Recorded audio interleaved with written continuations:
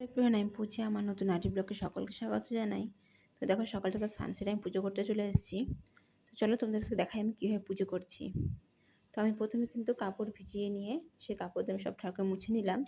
তারপরে চন্দন বেটে নিয়ে চন্দন আমি কিন্তু ফুল তুলসী পাতার মধ্যে দিয়ে দিলাম, কারণ একটা একটা করে ফুল তুলসী পাতা মানে চন্দন দিয়ে তারপরে ঠাকুরকে দিতে না আমার খুব সময় লেগে যায়। জন্য আমি একবার চন্দনটা বেটে নিয়ে ফুল তুলসী পাতা মধ্যে ছিটিয়ে দিই। তারপরে দেখো, এদিকে আমি ভগবানকে যেটা সেবা দিলাম ফল দিয়ে, তো সেটা আমি দিয়ে দিলাম। আর এদিকে ভগবানের জন্য আসনও পেতে দিয়েছি। তারপরে এদিকে জলও শুদ্ধি করে নিয়েছি। জল শুদ্ধি করার মন্ত্র হলো ওম গঙ্গৈ চ যমুনা চৈব গোদাবরী সরস্বতী সিন্ধু কাবেরী নর্মদে জলস্মিন সন্নিধিং কুরু বলে তারপর নমস্কার আমি জল গায়ে ছিটিয়ে নিই। আর যেটা জল দেখছো সেই জলটা মধ্যে কিন্তু আমি গঙ্গা জল দিয়ে দিই। দিয়ে তারপরে জল শুদ্ধি মন্ত্র বলে জলটা কিন্তু শুদ্ধ করে নিই। আর সামনে যে ছোটো থালটা দেখছো, এর মধ্যে কিন্তু আমি প্রথমে গণেশের নামে ফুল দিয়ে পুজো করে নিই।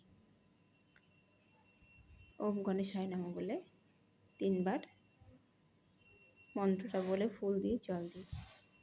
এই যে দেখতে পাচ্ছ, তোমায় দেখালাম যে ফুলটা, এই ফুলটা কিন্তু আমাদের কাছে হয়, মানে এত সুন্দর লাগে ফুলটা দেখতে। এটা কিন্তু জবা ফুল, ইয়েলো কালারের, আর মাঝখানে কিন্তু রেড আছে। তারপরে দেখো, আমি এক এক করে কিন্তু সব ঠাকুরের ফুল দিয়ে দিলাম। আর ভগবানের চরণেও ফুল দিয়ে আমি কিন্তু বেশিরভাগই সাজিয়ে দিই। তো স্কুল যেদিন থাকে সেদিন কিন্তু অত ভালো করে সাজানোর সময় পাই না, তবুও চেষ্টা করি যতটা সাজাতে পারি। আর যদি স্কুল থাকে না সেদিন কিন্তু আমি অনেকক্ষণ, প্রায় আধা ঘন্টা ধরে কিন্তু ভগবানের চারিপাশে কিন্তু আমি ফুল দিয়ে সাজিয়ে দিই, মনে হয় যেন ভগবান ফুলের উপরেই বসে আছে। এবার দিয়ে গীতার তুলসী পাতা দিয়ে দিই।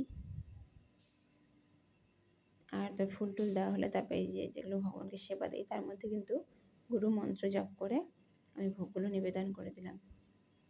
এই যে ভোগ নিবেদন হয়ে যাওয়ার পর দেখো, আমি এদিকে প্রদীপ ধূপকাঠিতে ভগবান আরতি করলাম। প্রদীপ দিয়ে আরতি করার পর তারপরে জল শঙ্খ দিয়ে আরতি করে নিই। আর 3 বার কিন্তু এই সামনে থালটা ছিল আমাদের কিন্তু 3 বার আমি জল দিই। আর আমি যখন ভগবানের চরণে ফুল দিই আর জল দিই, জলটা কিন্তু ভগবানের চরণে দিই না, ও ছোট্ট থালটার মধ্যে কিন্তু জলটা দিই, নাহলে ভগবান আসনে জল দিলে কিন্তু আসনটা ভিজে যাবে। তারপরে দেখো, যেগুলো আমি গুরু মন্ত্র জপ করি এক এক করে গুরু মন্ত্র, কৃষ্ণ মন্ত্র সব কিছু জপ করে নিলাম। এই তো আমার আজকের মতো পুজো কমপ্লিট।